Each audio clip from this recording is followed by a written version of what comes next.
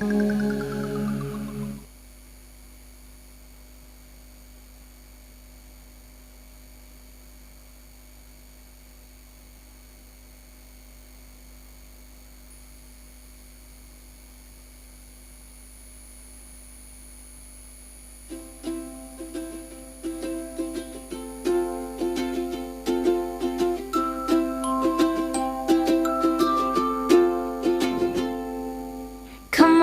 on, drama's play is on.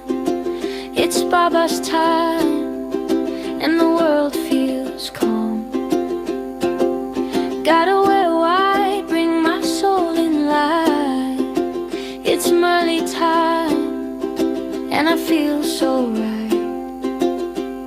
I hit the soul stage, dancing godly trance. No, I ain't got doubts, I ain't got fear, 'cause I got you, my Baba dear. Baba, I don't need worldly thrills to feel joy tonight. I love soul chills. Baba, I don't need mundane things, just your sweet light. I love pure thrills. Radiance in silence sits on my throne of balance. I'm the child of Shiva supreme. With you I live my dream.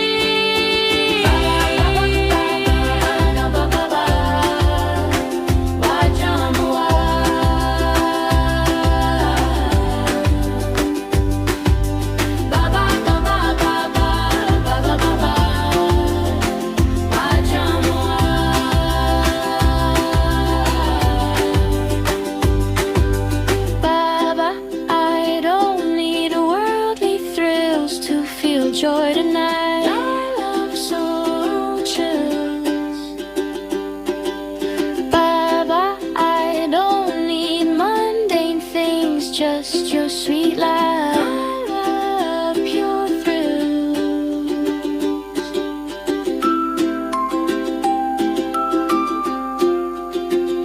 I love true thrills.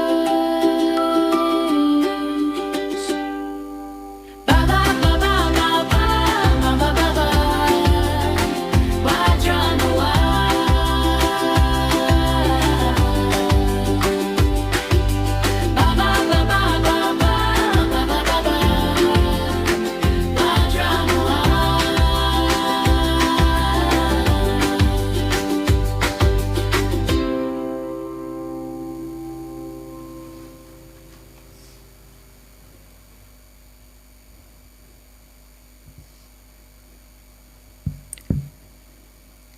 Om Shanti. Today is day 7 of the 12-day series of Vajramava, and today's topic is about Vajramava in relationships.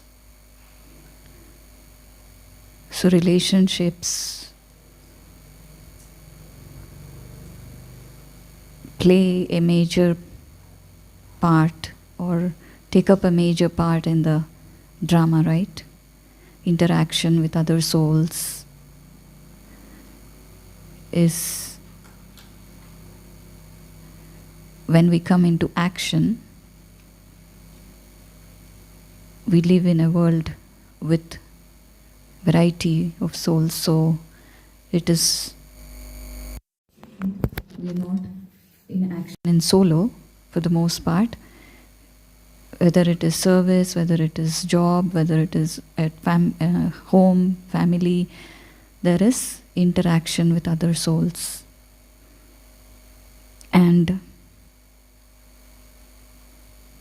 we talked the other day how the entire world is kind of become unconscious of their own identity, and how there is so much imbalance and so much uncertainty and sorrow in the world. The root cause for that we all know, and how different it would be when everyone was in harmony, and how different is it when there is disharmony, when there is mistrust, when there is deception, envy, or attachment. The whole balance is skewed. When there is selfishness. So, why has it shifted that way? If you take from different stages of life in today's world, there is so much tension or so much concern as to how to maintain relationships. It could be, parents and children, it could be wife and husband, it could be siblings. No one feels secure, right?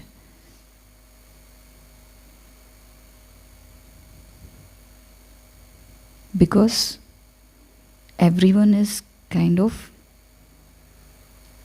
asking and begging for, respect and love. And the different scenes of today's world, the different situations, they see that lacking one way or the other.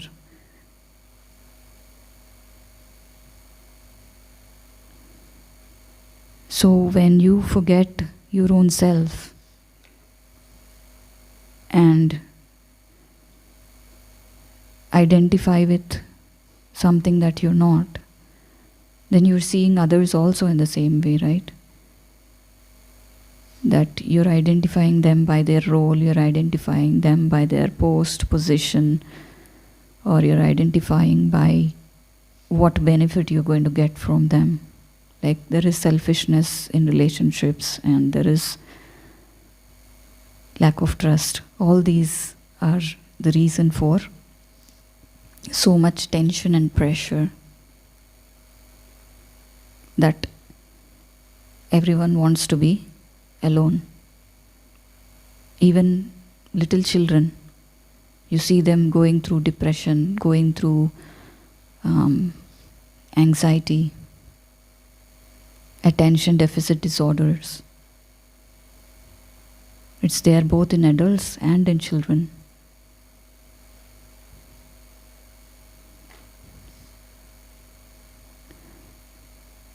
So, how did the gap and how did this change come?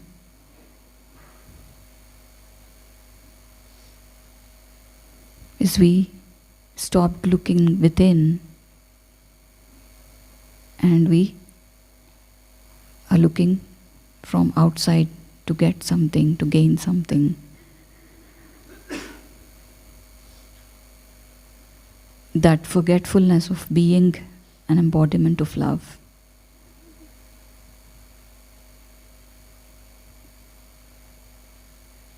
And that inner emptiness, we can say, are some of the reasons. We want approval, we want people to praise us, we want people to show us respect. It's all want and a need.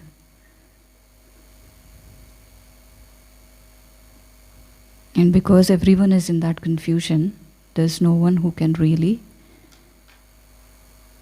give in a way. So that is why Baba comes and tells us, shows us who we are. And once that is set right, then once the soul becomes conscious, then the way we relate to others also changes. You must all have experienced when you first came to Baba that spiritual energy of love, that you're welcome. So no matter what center you came through, you would get that environment of love and inclusiveness. Even though you didn't know anything, whoever was there in the center had shown so much love and respect that you were able to receive this knowledge and understand. So for some of us, even before understanding the knowledge, it is the interaction and it is the energy that was felt in the place that pulled us to Baba. And how did that come from? Where did that come from? From the understanding of the truth and understanding of our eternal relationships, eternal family, family of one who belongs to one. So, when we relate to others at the level of the body and the role, what is the quality of relationship? Can you say? The quality of relationship when we're relating to others? Very low, very low. Because it's filled with expectations, it's filled with demands, it's filled with selfishness and exclusiveness. Temporary. It's fleeting, right? As the emotions change, the interactions change. And it has to be exclusive, only to you. And that is selfishness. So that's why the quality of relationships is so poor. It is like give and take. It's a business, right? If they give you respect, you'll give it back to them. Business quality. So there's so much stress. The contrast of a soul-to-soul relation and bodily relation is so huge. So what would we say? How would be the experience of a soul-to-soul relationship?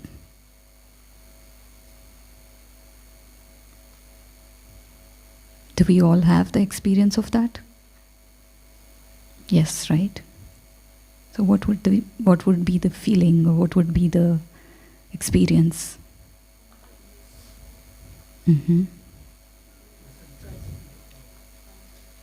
Disinterest in this world. Unconditional.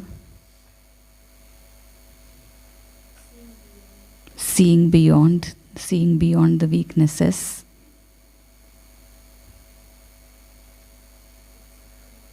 Acceptance. What else? It's inclusive. There is unity. You don't feel that only I should receive this, right? The more you experience it, you want everyone to feel that way, everyone to be included in that. It gives, or it brings so much lightness in life when you're interacting with others at the soul-to-soul level. You're not having any limited expectations Because when the soul is awake, when the soul is conscious, then only it can experience relationships at the spiritual level. So every interaction would become enjoyable, and it would bring lightness. There would be a feeling of cooperation, equality. That's another feeling that we experience when we are connecting soul to soul, right? There's no superiority, inferiority, there's no you are great, I am not. All that is gone. We are all equal. Comparison, criticism, competition, all of these tendencies which pull us down are removed when your interaction is that level.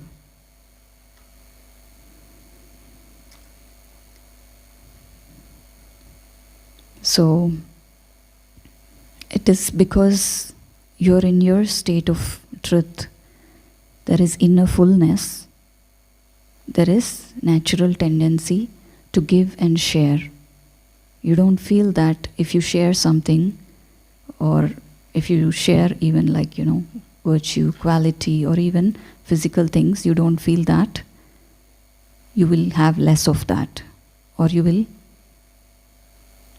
they will go ahead of you, will not be there.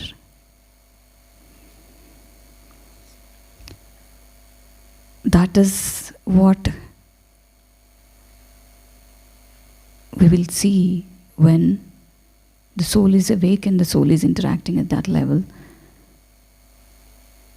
And in a way, in Brahmin family, especially when we're doing some task of seva, that's what we all experience, right? There's some event in the center, there's some program, there's some festival that's coming up. Everyone gets together and gives their contribution. So things get done quickly, you accomplish more things, and there is that feeling of oneness, one family, belongingness, which keeps the atmosphere light. So even great things can be achieved when you're doing it with that spirit. But Maya hasn't left yet, so Maya also finds ways how to destroy the beauty of the Brahmin family. It creeps up in different ways, bringing in comparison, criticism, envy, all of these things, which actually ruins the beauty of this spiritual family. So we need to be clever enough and see where, in what ways Maya is coming from. It may come in the form of attraction or attachment to one, and repulsion and rejection to others. And it doesn't take one form all the time, it takes new forms. So today's Murli excerpt is from 7th March 1990. And Baba is saying, just as it is necessary to keep a relationship with Baba, in the same way it is extremely necessary to keep a relationship with the godly family.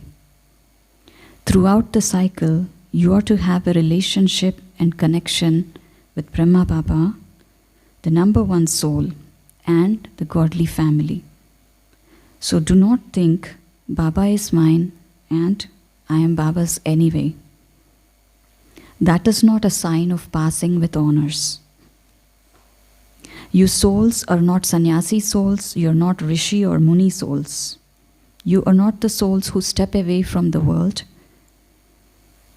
but you are the souls who become the support of the world. You are not the souls who step away from the world, but you are world benefactors. Leave aside the question of Brahmin souls. You are the support that transform matter too. You cannot break away from the thread of the eternal love of the family. A victorious jewel cannot break away from the rosary of the thread of love. Therefore, never have the thought, I can step away from a particular aspect of a place, or from a particular type of service, or from a companion, and then make my stage good and show everyone. So all these thoughts come when you're under the influence of Maya. Stepping away and going out is not the solution. You say, I'm not able to get on with this one, I'll get on with that one. There isn't progress at this place, there will be progress at another place. There are obstacles in this service, other service will be better. All of these are thoughts that will make you step away. Once you instill this habit in yourself, it will not allow you to be stable anywhere, nor will it allow the intellect to stabilize. Because the intellect has the habit of constantly changing. Therefore, this too is considered to be weakness. This would not be considered to be progress. You must always have pure hopes for yourself, just as Baba has pure hopes for every child. No matter what anyone is like, Baba has never lost hope, even for the last number. So you must never lose hope for yourself, for others, or for service. Don't lose hope. Be generous-hearted, not disheartened. Generous means constantly having a big heart. Do not adopt any weak sanskars. Maya tries in many different forms to make you weak. However, you're also the ones who are knowledgeable about Maya. Also remember that Maya comes in new forms. She does not come in the same old form because she knows that you will recognize her. It is the same thing, but she adopts a new form. Do you understand? So, it is a very important check for us about how our quality of relationships is, because it tells us, it reflects our inner stage, right? How limited we are or how unlimited we are. It reflects in how we interact with others. It doesn't have to be a huge or a great task that will reveal our inner stage. Even an ordinary, simple task, when we are in that soul awareness, becomes an elevated task. That is why Brahma Baba and Dadis, even though they didn't give speeches, without that, just a glimpse or just an interaction of 1 minute or few seconds, the souls could perceive that greatness.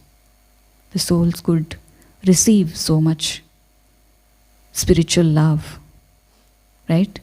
We may not have experienced in Sakar form Brahma Baba's company, but with the Dadis, most of us might have had experience. And that is something that we cannot forget, because that pure, unpolluted energy of spiritual love leaves such a lasting impression on the soul. So, do we also have that responsibility now? Yes, right? Can we make other souls experience such quality of energy when they come to us? How can it happen?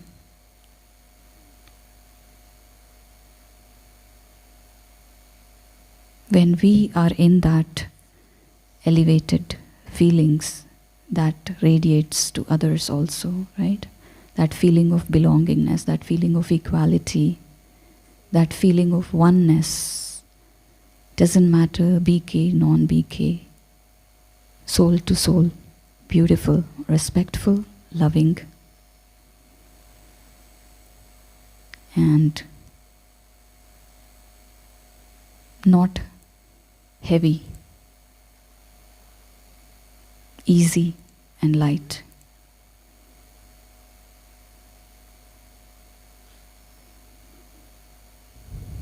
So, as Baba said, we're all not souls who are like seclusive, right?